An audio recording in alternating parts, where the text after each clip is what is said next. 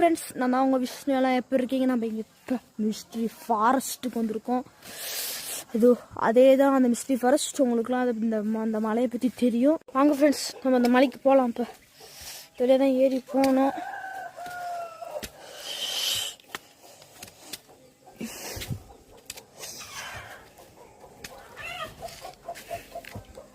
Forest எப்படி பார்க்காதாங்க சிறுசு, ரொம்ப பெருசு. வந்திருக்கோம்.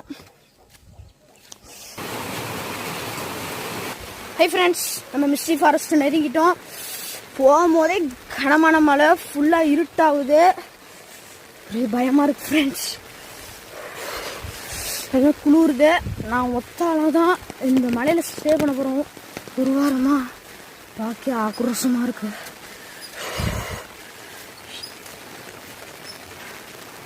பார்த்தீங்களா?